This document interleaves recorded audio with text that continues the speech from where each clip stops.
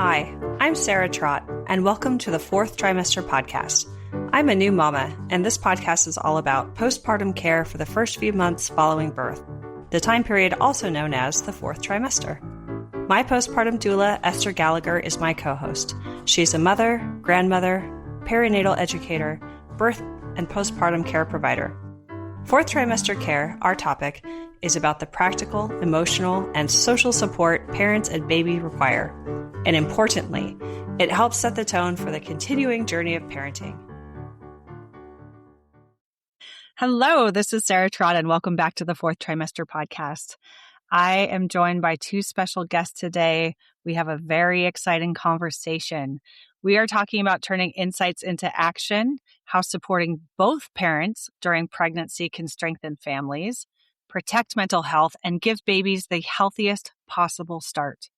We are talking about what it looks like to move father-inclusive care from an idea into everyday practice, so parents feel supported earlier and providers have practical tools that truly make a difference. Joining me is Ed Stevens. He is an internationally recognized physician and psychiatrist who created the Bringing Fathers into Pregnancy document, a groundbreaking, evidence-informed tool designed to identify risks early and support the whole family system. We're also joined by Jane Honikman, a leading voice in perinatal mental health and the founder of Postpartum Support International. She brings critical perspective on how this work can be implemented by providers and supported through real-world care systems. Welcome, Ed and Jane. Thank you. Good morning, Sarah, or good afternoon, wherever you are. Thank you so much, both of you, for being on the program. You are both returning guests, having been on the Fourth Trimester Podcast separately. This is the first time we've had both of you together on the show. You are some of my favorite people ever on the show, and I'm here bringing you together because the conversation between the two of you has been something that I'm eager to hear, and I know everyone else will be too, especially for a topic like this, which is so important. So I want to give you both a quick chance to introduce yourself in your own words for anyone who doesn't know you or hasn't heard from you before. Jane, why don't you go first? Thank you, Sarah, and hi, Ed, Hello. and everybody out there listening to us. I am honored to be continuing to pursue my passion, which is always to include as many people as possible in the process of becoming a parent. And I really stand on the shoulders of my fellow friends and peers from the 1960s and 70s and learning that we can't do this alone. So that's my intro for now. Brilliant. And Jane, I also want to mention you have recently released a new book. Do you want to share about that? Thank you. With pleasure. It's called Love, Secrecy, and Birth. And it's an original story about falling in love with my husband in 1965 when we first met, and an unplanned pregnancy, and then the process of dealing with that trauma. And it takes place where I was living at the time and gave birth, which is in Denmark. It's only an Audible or an ebook, but that's the story that I had kept deep inside of me and really propelled me into this field.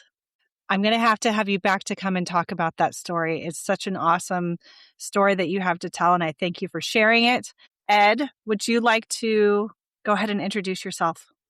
Well, I'm a retired psychiatrist, but one of the facts of that existence is you can't get over it. So I'm still trying to heal and help and utilize the half century of experience I had in encountering people, and in particular, mothers and fathers in the pregnancy process. And it may sound a little brash, but I'm going to say it anyway. I wanted to invent the penicillin for peripartum difficulties, which I think I did in this questionnaire that I have for fathers at the first pregnancy care visit to accompany the questionnaire that's given to mothers and to begin a process of inclusion so that we don't just have a father and a mother. We have a whole, a father, mother, child. We have the nascent family, and we go together from there. And what's so important about what I've done here is that I'm turning fathers into partners for their wives and for their pregnant others. And that's what women want. They want partners. Thank you, Ed. I have you, Jane, to thank for introducing me to Ed and for having him introduced to the Fourth Trimester Podcast audience and listenership. So thank you also for that. And this topic that we're discussing, but the partnership of fathers, as you're saying, Ed, and having them present is so key and so critical. And so I just want to touch on a few things that maybe we discussed a little bit in our last conversation, but for anyone listening new, I'm going to just touch on a couple points, which as a quick reset is briefly that, fathers do experience significant mental health vulnerability during pregnancy and postpartum. And their mental health, this is what you've shared with me, Ed, their mental health directly affects mothers, babies, and the family stability. And yet fathers are largely invisible in obstetrics care. Is that taking it too far? Is that a fair statement? That's a fair statement. Okay. Yeah. So in our last conversation, we talked a little bit about that hidden gap in pregnancy care, right? So fathers are deeply impacted. They're deeply impactful, but they're rarely screened or supported, at least as a systematic, regular part of the process. When I think about this, from the point of view, not just as a professional, but just as a person, as a father, the whole pregnancy process, I like to refer to it as a threshold event in life. And it is the doorway to experiences that are absolutely unique for every human being. Part of that uniqueness is that we have to learn as we go. And this learning as we go begins with the dialogue. And the dialogue starts when the mother and the father can talk to each other, or when the professionals involved in the process pick up on the difficulties of the man and of the woman, and also the strengths. And the professionals use this initial information as a way of broadening and deepening this threshold event of pregnancy. Well, as I've aged, I realize more and more my insight comes from having the privilege, honor, joy, and heartache of grandparenting. So I want to include, this is a theme that I believe in strongly, that postpartum is forever, that we are nurtured and we care and we pass that along and we impact everybody in the family, but most definitely grandparents, because of course they birth the generation that is then birthing. And I just wish we could include them in more natural way as well. Yeah, well, perhaps that's a follow-on with being more proactive around bringing grandparents into pregnancy. Well, yeah. I think so too, obviously. All right. Yeah. Well, now, I just finished a talk with a group of professionals in my area, psychologists and health workers in and around pregnancy. And what I found was that even though, to me, the idea of giving a questionnaire to fathers in the first antenatal care visit is so simple, they seem to be at sea with this. They didn't know how to get started. So what I decided was, in the next talk I give to anyone, I'm going to say the way to get started is to have two clipboards. And on one clipboard, you have the questionnaire for the mother at the first visit. And on the second clipboard, you have the questionnaire for the father, and you give it to them. And when they bring these back, then they become part of the official record. And it's not just the official record of the mother, but now we have an official record of the father, and the father is included. And I came across a very interesting phrase. Inclusion is empowerment. And being a visitor does not represent inclusion. Being appreciated for having driven one's wife to the appointment is not inclusion.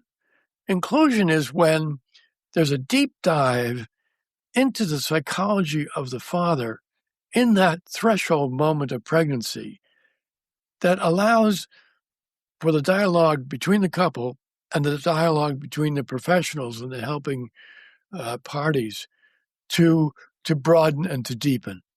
May I add to that, Ed? I recently came across at another lecture on another topic, but the definition of inclusion is actually about changing attitudes and policy. So that's where we have to put our thinking caps on, and not only as individuals, because if we're a parent and we think, I got all the attention and my husband just stayed in the waiting room. That's one aspect of that. That's personal. And the other is if you're a clinician, it's like, well, I have so much to do and I'm so busy. How can I possibly include something else? So it is about first defining inclusion. What does that mean? And how can we move the needle? So we're more, the word kind comes to mind, just kindness. About caring about the man, the sperm, participating as we do with the woman and her egg. All right. Well, now, I would like to go beyond inclusion because I think inclusion is a kind of an action that we take to bring something on. But you see, for me, pregnancy is not something that involves inclusion. It is the embodiment of togetherness. In other words, when the man and the woman and the fetus show up in the doctor's office, there's no inclusion of one or the other. It's a matter of recognizing the embeddedness of the three. I refer to this, the problem that we've had in medicine around pregnancy is myopia. Now, myopia means short-sightedness. In other words, the pregnant woman comes into the office and the pregnancy then is treated as a medical condition. And my sense is this is absurd. It's antiquated. And the facts of the matter speak to the absolute integrity of the father-mother fetus amalgam. Take off your myopic lenses and start to look at what you've got. You've got a nascent family. And to begin to treat the mother, father, and fetus as a nascent family from the beginning improves the health and well-being of the mother, the child, and the father, and promotes family at the onset, at the threshold.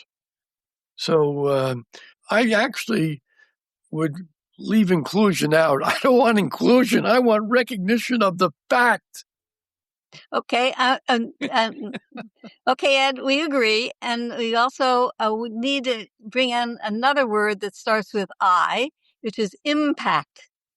It's the impact. The conception has occurred. It's like, okay, now what? And I think that's what always stops people. It's so biologically powerful. It's not just the uterus and the penis involved here. It's all about the brain and behavior.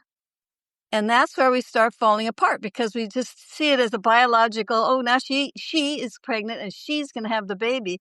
That's the old-fashioned myopic view. But now we know, we've been including men now in terms of being at the delivery. I mean, that was radical when I had my son, our son. Notice how I automatically make this a solo experience, and it wasn't. That was 1970. So we have to think back on how we have progressed, we have included, but we always forget about the impact of what it feels like. What's it feel like to be told you're pregnant, or and then being told that you have impregnated, which is the other aspect of becoming pregnant, right? Another I word. Well, my only way of describing this is pregnancy is a novel event for both participants. They've never been there before. They don't even have a clue. Now, how do we proceed in life? Well, I like to say we use ant psychology. Now, I'm going to put up my feelers. Ants, as they walk along, they have antennae, and they feel their way along, and they feel the pheromones along the path, and they make their way home that way. Now, we have antennae too. I'm going to put up my antennae. Thoughts and feelings, and that's how we make our way home. And so what happens is, in this novel experience, and it is novel, there's no way to describe it until it has happened to you, and then one has to grow into it by the cultivation of the understanding of the thoughts and the connected feelings, and the feelings and the connected thoughts, and the interplay of the thoughts and feelings between the mother and the father. So I take this situation of pregnancy as, it's not, so to speak, a physical event. It's a psychobiologic event. It's as much psychology as it is biology. And being human, we tend to be very literal-minded, and we see the physicality of it. But being a human being who has struggled with my own evolution of my understanding of thoughts and feelings, I realized, oh my God, there's a whole world that has to be understood. Now, I created this Bring the Father into Pregnancy within the last 2 years. But it was in the last 2 years, 47 years since my second pregnancy, that I began to understand some of the implications of the pregnancy process, of the relationship between my wife and I, and how it took me a half a century to unravel the thoughts and feelings that started with the pregnancy. So this idea of bringing the father into pregnancy is really bringing the mother into a dialogue that allows them to develop a deeper understanding of themselves, as well as the event, as well as the pregnancy, as well as the emerging family. Because each one of us, we don't start off understanding who we are as people. We grow into the whole concept of ourself as a person, ourself as a partner, togetherness with our partner, our togetherness with our family. We grow into that. And this Amen. is the Amen, Ed. start. So Ed and I have the advantage of having lived longer than the majority of the people who are listening to this. And so we can speak to the wisdom that comes with the pain of, aging and growing wise. But it is like little ants. We don't know really what we're getting into at all. And so it happens to you. And then it is so complicated because it's not just happening to you. And that's, again, the message we want to share with our listeners, is that this isn't a solo event. And we've inherited who we are. And we have to acknowledge that inside of us is the DNA that made us who we are, but came from other people's, and then the social events around those other people's. And so often we ignore that. We don't ask. We don't know what happened when we were conceived or when we were born. But then our parents and our grandparents, everything's passed along. And then, of course, sometimes I feel the pushback from women who feel threatened by this topic, of the idea that he got me pregnant, and rather than we are pregnant together. It's certainly better than it was. But again, we have to think it's about making a sweeping generalization again about we want mentally well, physically well families, and we can only do that through open, honest conversations among ourselves, and those who have loved us and those we want to love together and move forward. Again, it opens up love, secrecy, and birth. That's why I called my book what I did, because it's powerful. We don't know what we're getting into. We really are clueless. And I guess that's why we're still have survived as a species. I don't know, but here we are. Here we are. And thank you for sharing your wisdom and experience. And in fact, Ed, I want to touch on a quick recap of what Bringing the Fathers into Pregnancy document is, because what you've done is you've created a framework that takes this life's experience and wisdom and created something practical that is a tool that everyone can use. So it is a medical questionnaire. It's not a parenting worksheet. It is designed for the first prenatal visit. And you can correct me. I'll correct me as we go here, but what it does is it creates a medical record for the father that lives alongside the mother's record. And it's really functioning as like this early screening and door opener. So it's not a diagnostic, and it's not about labeling someone. It's more about noticing earlier. Is that a good summary? Yes. Now, I would like to embroider on that. Okay.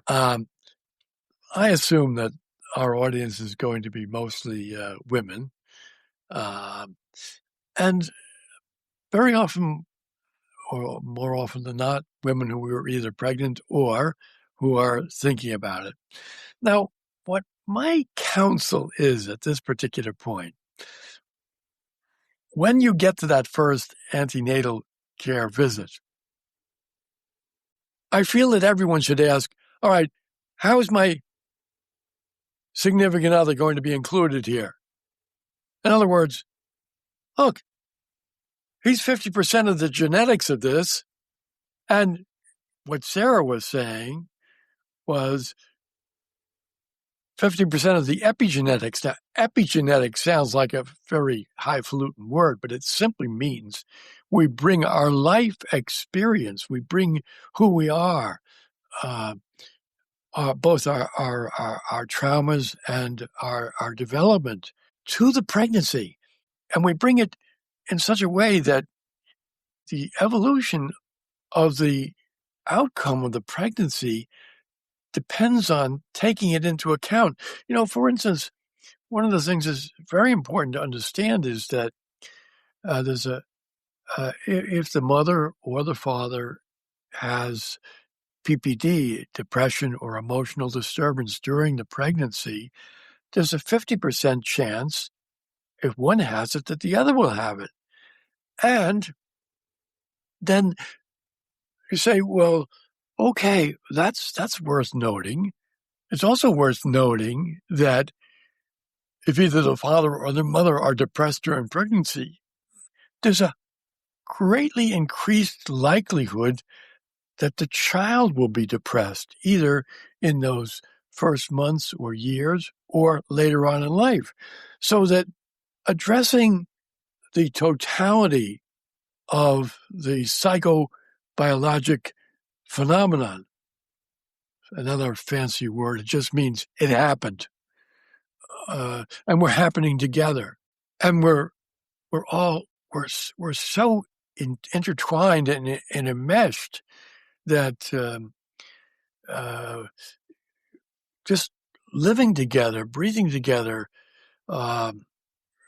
determines the outcome of all our well-being. And so, again, I come back to mothers, and I would suggest that anyone who's a mother listening to this can also benefit by going and getting the questionnaire. Why? Because when you look at the questionnaire, you see what should have been asked, or what did I miss? What did I in my busyness as a pregnant mother, what never occurred to me about the feelings and experiences of my mate.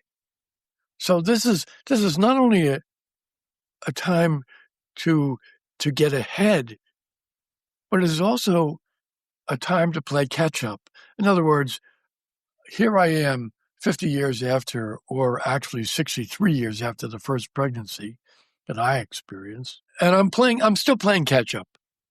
I'm still learning. I'll go along with that. Ed has summarized it so well. We're always learning about ourselves and our partners and the family members around us.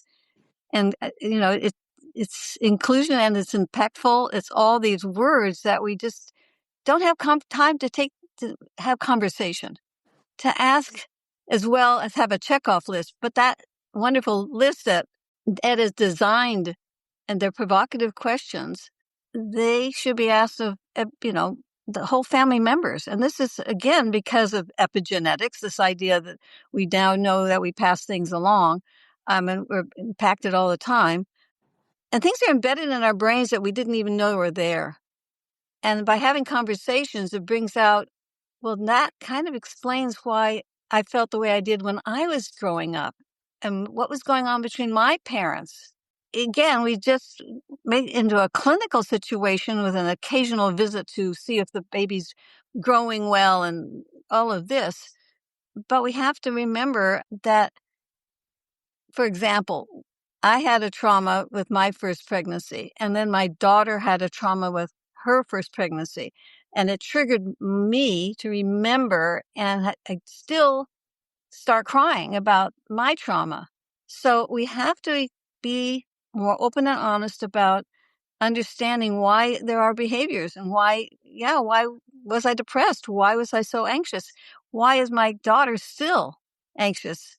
And it comes out in different ways. And what about passing it on to our grandchildren? So it's just about having an opportunity to pause and think. And we have a system of healthcare that, much, much better because we now include mental health into physical health in our definitions. And we get referrals, but we don't have enough of opportunity to do that. And then I want to bring up something else is really important. It's just plain and simple friendships and peers and conversations among ourselves with those who are experiencing something similar right now in the moment. And, we don't want to gossip. We don't want to talk about people behind their backs ever and be judgmental. But open and honest listening is an art. And we need to be able to do that with of course, we're talking about family, but I want to extend it to friendships. And when I revealed, for instance, my secret to my girlfriends, one of the reaction was, "Oh, Jane, now I get why you do what you do." So she had an aha moment after she'd known me for many, many years. It was 25 years between my first pregnancy and then reconnecting with that baby who I never saw. And so then when we shared that, the cultural shock, sharing that with family and friends, if there's another word here that always pops into my head is shame, which is embarrassment, which is guilt, which is all these negative things that can happen to us. And those are not healthy. And then it explains a lot of our behaviors in the moment and impacts on friends and peers. And I think there's a lot of free love that's, seeping out of everybody's pores here. We want to take care of each other. And why? Because it's the natural thing to do. It's social support. And it's not clinical, but borderline wonderful. And that's the way we should look at it, not a biological illness, but actually a anthropological necessity. We have to do it. We've always been doing it. We just didn't know we were doing it necessarily. All right. What I'd like to do is I'd like to go to 3 of the actual questions on the intake for men. The first question is this a planned pregnancy? The second question is, now there are 18 questions on the first part, but I'm picking on 3. Do you feel you have work security? And the third question is, do you feel you have support for this pregnancy? Now, the first question is very interesting because I think it's a joke. Is this a planned pregnancy? Because I don't care how carefully one has planned for it. It's an eye-opening experience, and one has to keep planning. Now, I recall during my first pregnancy, or actually my second pregnancy, that summer after the child was born, I spent a lot of time going over the stock indices and trying to find additional ways to make money. And, it really says what the preoccupation of the man is. And if the man feels he does not have job security, this weighs on him going into the pregnancy. And then that third question that I mentioned, do you feel you have support? I feel that we should have baby showers for men. Baby showers for women represent an outpouring of support for the mother. Oh, well, the stag parties for the men, but, it really isn't quite the same as a baby shower. But I really think we should have this equivalent for men. So planning, sharing, and feeling secure in being able to provide. These are all questions that are just in that initial interview that need to be explored by the well pregnancy care provider. So, Ed, you're showing your age, unfortunately. Me too, because we're making the assumption that it's the man who makes the money. Life has changed in that regard, and for good reason, because my generation of women really pushed for equity and equality, and we've come a long way. But absolutely, I mean, the saddest part of my memories about the impact of our baby being born is my husband was laid off. So immediately there's depression because of this inability to think you're going to provide. And I was a stay-at-home mom. I never had planned for a career except motherhood. That was all I wanted to be and do. So for him, scary. And of course, its impact on me. And that's a whole nother story, right? I have a lot of stories.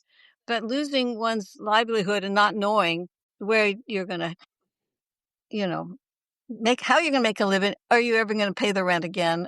All these kinds of things are just powerfully sad and hard on the couple. And of course, it impacts on the baby. That's why we need to stick together. And that's back to the idea. They don't do stag parties, do they anymore, Sarah? I don't know. I think they have couple parties and then they have reveal parties, right? So times have changed. Well, Jane has gone back to her first encounters with this question of generation of life. And she's narrated what happened. My first event was 63 years ago. I usually refer to it, I don't usually refer to it, but 63 years ago, my significant other became pregnant and we tried to get married. But I didn't have a means of support and we didn't have any family support. As a matter of fact, the family was utterly opposed. So the outcome was we had to put the child up for adoption. And so the three questions that I asked about, is it a planned pregnancy? Do you have financial support? And do you have support? They're integral to my initial experience. And now I like to share also that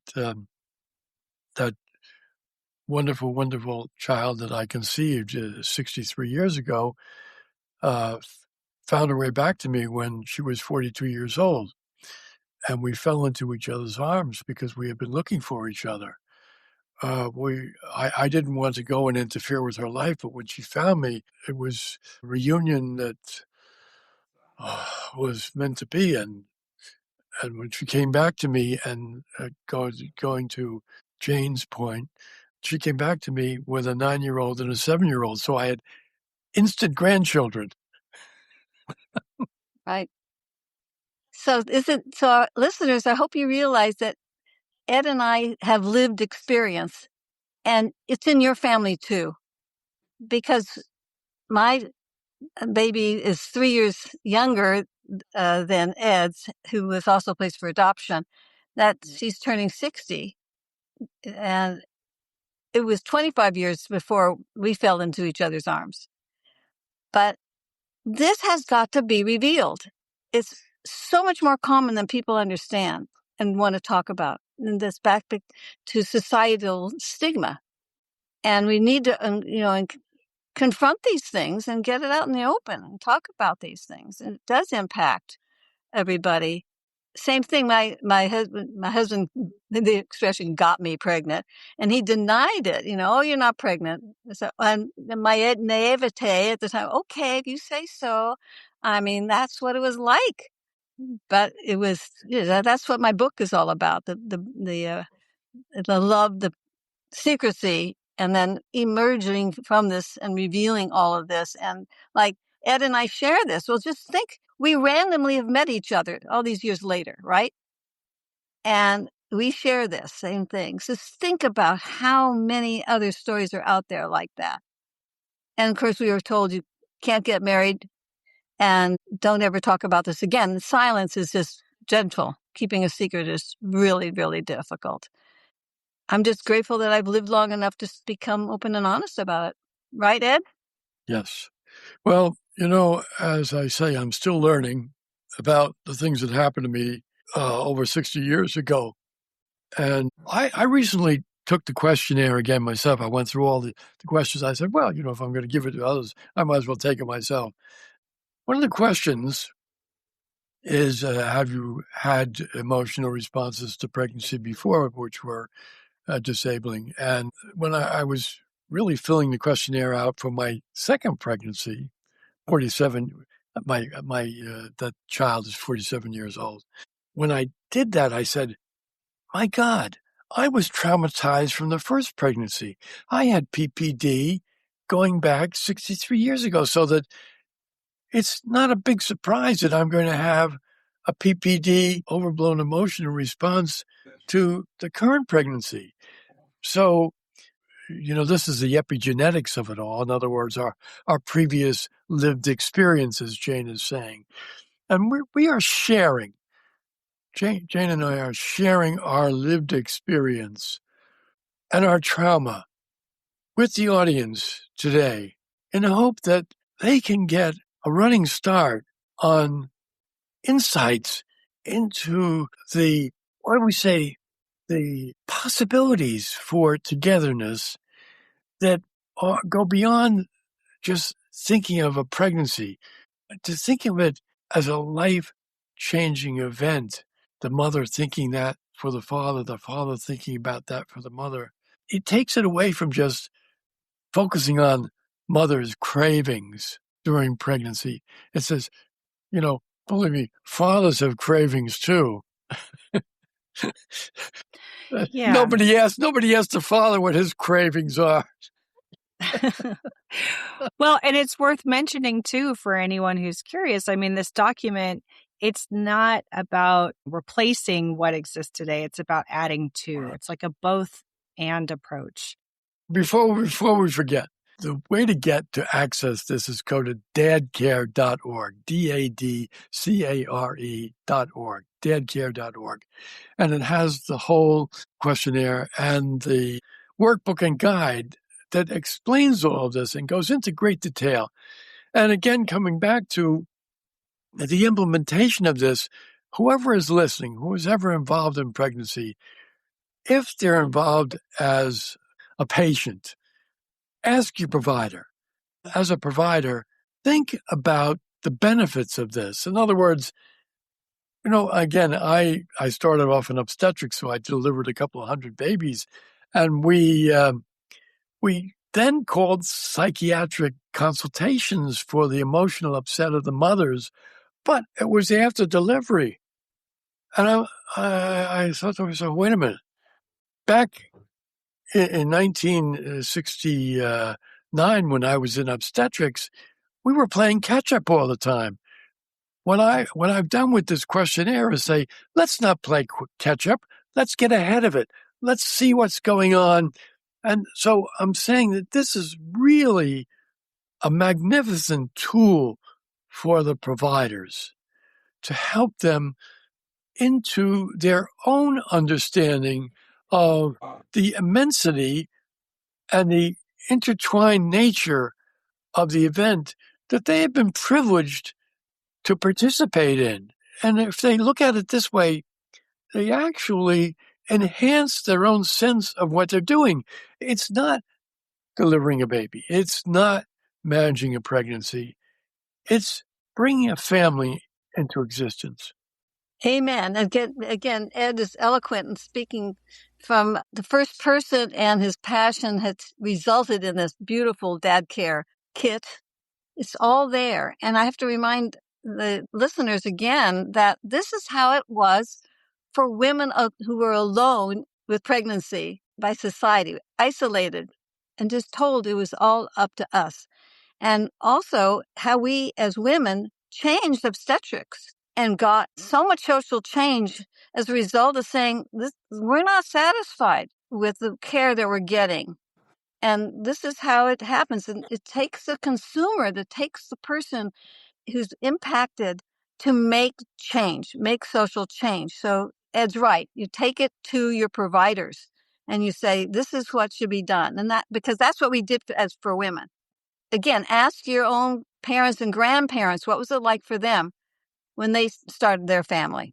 They started you for the generations past. And what are we going to do for the generations still to come? And, it's a fascinating historical experience. It covers all the disciplines, and we can all relate to it because we have to. Necessity. Jane, you mentioned something that's extraordinarily important about the loneliness of pregnancy.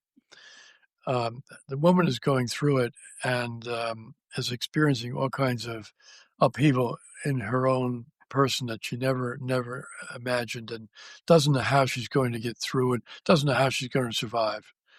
Well, what I really am tackling here is the corresponding loneliness of the father. The father, he has a task to provide and protect, but providing and protecting is something he does towards the other. And what I'm saying is I'm actually inviting the mothers and those listening to share this task of providing and protecting for their partners, to recognize the loneliness of the man in the phenomenon of pregnancy, because he doesn't have the physical signs of being pregnant. But I can tell you, for every physical sign of pregnancy, there is a psychological working within the father. I recognize it within myself that went on during that pregnancy. I was introduced to fears that I never imagined that I could possibly have.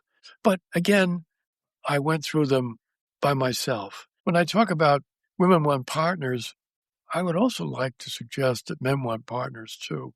And this is an invitation to all the women listening to partner up. Right. Partner up.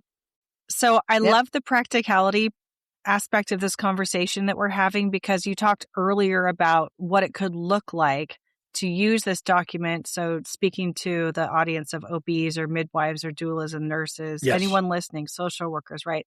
What could it look like in practice? And you said it's 2 clipboards, not 1. It's 2 questionnaires, not 1.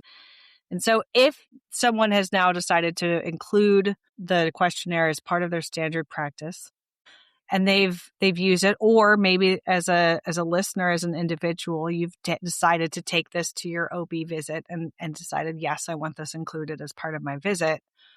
Once a provider sees risk factors emerging for a father, what should happen next, especially in settings where perhaps there are limited mental health resources? Well, you see, in every pregnancy that I was involved with in the hospital, we always had the social service support. And in general, there was community and social service support. But my concept here is that the most important source of support in a pregnancy comes from one individual to the other. And so even a woman getting this material or a man getting this material, they open a way for them to have a dialogue. Now, dialogue, again, sounds like a fancy word, but really what we're having here is a dialogue where one of us is saying something and the other is responding. And what happens is as each one of us speaks, there are thoughts and feelings that come up in the other, and then we share our thoughts and feelings. And so it's this sharing of thoughts and feelings that's incentivized by this, whether or not there are social service supports available, for the mother, the partner, to say to her partner, how are you feeling? Do you feel secure? You feel you're able for this? What's on your mind? What are your fears? What are your concerns? No one asks the father that, but this is the whole world that the father brings to this pregnancy experience. It's the epigenetics. I maybe I've gotten a little strange in my old age, but I don't experience myself living as a singularity. I mean, it's like, where would I be without my wife right now? Where would I be without my family? Where would I be? In other words, it's just integration. And, when my wife and I sit down to dinner and we talk and we share, there's this dialogue, even in our older years now, where we emerge to each other and we develop each other. I mean, we've said to each other that we're much smarter for having been together, having talked together. And so the couple, when they have these little hints as to where to go and what to do and what to ask, they have the ability then to look into what will help them to develop this teamwork that they necessarily need to bring this pregnancy to, what do we say, family status. So I want to piggyback on that again with Ed. The 3 words pop into my mind that are, everyone should write these 3 down and live by them when you have these conversations. Decisions that need to be made, challenges that face us in the day or in the years ahead, and our fears. And if we can stick with those 3 words, they promote conversations around, how are you feeling? Well, I'm afraid of, I'm challenged by, and we have to decide about. They're really fundamental. One of the things that my husband said last night, we were out to dinner with a couple, and they said, how long have you been married? And I said, well, I think it's 58 years. How did you do that? And I'm very flippant. And I said, no, we just didn't get divorced. And then, But then my husband chimed in and said, you have to ask for forgiveness and you have to forgive. And I think that was a very profound statement that brought the levity down to, we want to stick it out. We do need to integrate those words, but you don't know how to forgive until you know what it is that's troubling somebody. Right. It goes both ways. Well, I'd like to turn in another little direction here that really involves implementation. And as a psychiatrist, I was schooled with the idea of resistance first. In other words, when someone came into me, I was supposed to tackle their reluctance to do this or to do that. That was when I was a young psychiatrist. Then as I became a wiser person through just working with people, I began to realize that resistance was self-protectiveness. Now, if there's any resistance to implementation of this material, it has to do with self-protectiveness on the part of the individual. Self-protection from what? From discovering the unknown, from looking into things that weren't anticipated, weren't expected, going beyond where we are. For instance, if there's any resistance for professionals into introducing this into their practice, it would be they're being self-protective. They don't want to raise any more problems. than they have. But I'm saying if we begin to look at this in terms of its potential, your self-protectiveness can really fall away because there's much more benefit in this than there is anything else. Now, again, using my position as a physician, I often prescribe medicine, and people say they were afraid to take this or that. And I'd say, well, all right, you're being self-protective. And I said, would you like me to describe the side effects? And of course, they would all say yes. And I'd say, well, the most common side effect to any medicine that I give you is feeling better. And I would suggest the most common side effect to anyone that uses this questionnaire is they're going to feel better. Amen again. So to that end, what would the world look like in 5 years' time if bringing fathers into pregnancy were standard practice? Well, first of all, I think our divorce rate would go down. Bingo. Inclusion rate for fathers with people of color would go up. Our family structures would be enhanced from this building from a foundation up. When I talk about this, and Jane said when I showed this to her, she said, this is the missing piece. And again, I say, my humble opinion, this is the penicillin for PPD. Yes, it's prevention. If you have it, it will cure it. And if you might get it, it will prevent it. So he's right. We're not only on the threshold of pregnancy in this discussion, but we're on the threshold of Jane's work in terms of improving the conditions for mothers and pregnant families.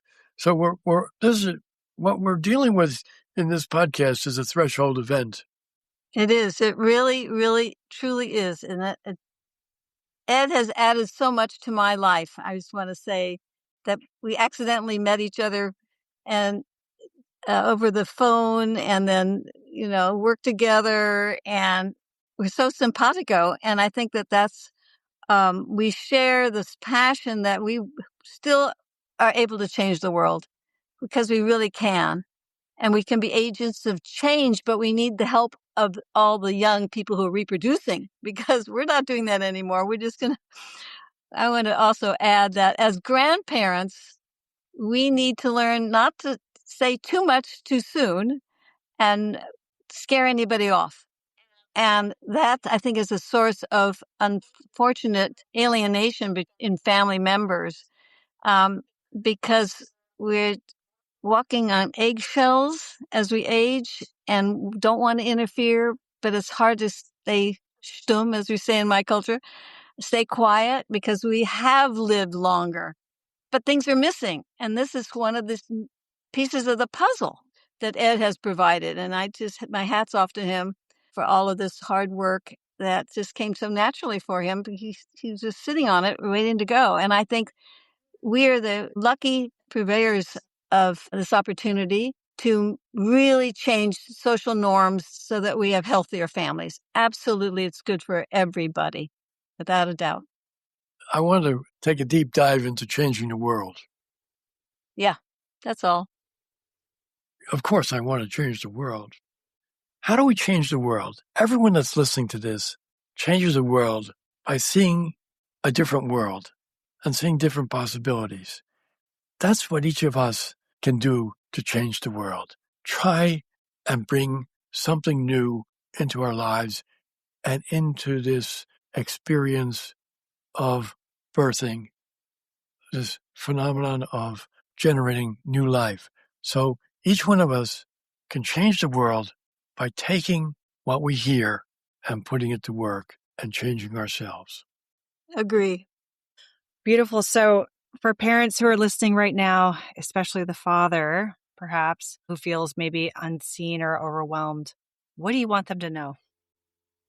I want them to know they matter. That's right. And I want them to know we hear them. I want them to be more than a provider and a protector. I want them to experience themselves as the word integral comes up, but it's kind of a fancy word. I want them to, it's like, I want them to experience themselves as part of the pudding. Pudding is not sugar, and that's flour. It's not flavoring. Pudding is all together. So, fathers, you're part of the pudding. That's so funny. Jane, any thoughts that you would want to share with listeners? I'd like to stir the pot for that pudding. I mean, I just love all this idea, the metaphor. We're in the kitchen and we're cooking, but it is about an opportunity to be happy and to have the joy that most of us have had the honor to feel at some point in our lives. And then when we're down, that we have shared experience with those who understand, empathetic, and can support us and know it's going to be okay. This is the most important thing to know always. Just like you skinned your knee and somebody takes care of your owie and dries your tears and you run again. So, I mean, I think that it's in some ways it's so simple that it's scary that we haven't figured this out before. And, I would like to just add for Jane and myself, it is our joy and our pleasure and our privilege to be able to participate in this and to pass on our heartaches and our solution to heartache to others in the hope that they will get beyond heartache and have whole and happy lives. Well, thank you for what you've done here in this conversation, as well as with your document and your work, Jane, with Postpartum Support International and your many books. It has been an absolute honor and privilege to have this discussion today. Ed, do you want to share once again where someone can go if they want to access the questionnaire? It's very simple. Go to Dadcare, DADCARE.org, dadcare.org. They can also, frankly, just text me or call me because I'm available. I don't have my office open, but my office is open. Yes, and I feel the same way. Ed and I are in the blessed position of sharing same hobbies. We like to garden, we like to cook, and we have time on our hands to share. I take calls all the time, email with people anytime, and I'll put words in Ed's mouth, but it keeps us young. Wonderful. Well, we will put your contact details for both of you in the show notes. We'll include your websites. That's more than generous. I hope people do take you up on the opportunity to reach out and connect with you directly. And we will also include links to dadcare.org. And that way consumers, individuals, as well as providers can go and check that out. And this is a good time also to mention Postpartum Support International as a resource. If the question is, then what? We find something, we want to make a referral. It's a fabulous resource that we like to share on this program as well. So we'll add links to Postpartum Support International, which is for everyone, not only mothers. So thank you very much, everyone. Thank you, Sarah. Thank you wholeheartedly. You can subscribe to this podcast in order to hear more from us. Thank you for listening, everyone, and I hope you'll join us next time on the Fourth Trimester. The theme music on this podcast was created by Sean Trott. Hear more at soundcloud.com/Sean Trott. Special thanks to my true loves, my husband Ben, daughter Penelope, and baby girl Evelyn. Don't forget to share the Fourth Trimester podcast with any new and expecting parents. I'm Sarah Trott. Goodbye for now.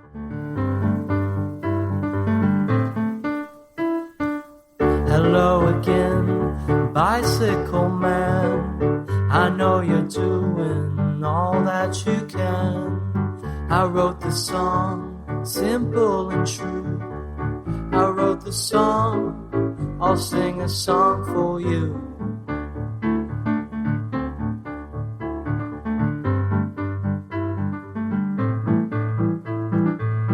You got your wheels, you got your gears.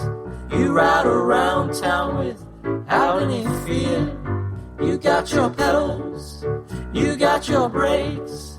You always wear your helmet for safety's sake.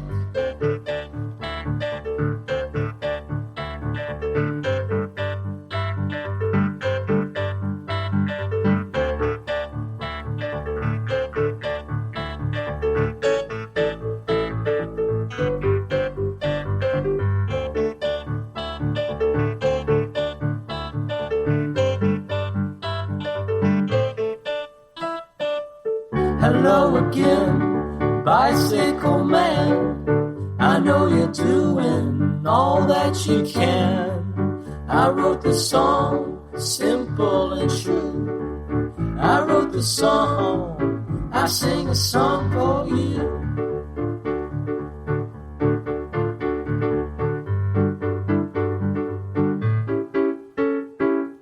Hello again, bicycle man. I know you're doing the best that you can. I wrote the song, simple and true. I wrote the song, I sing a song for you.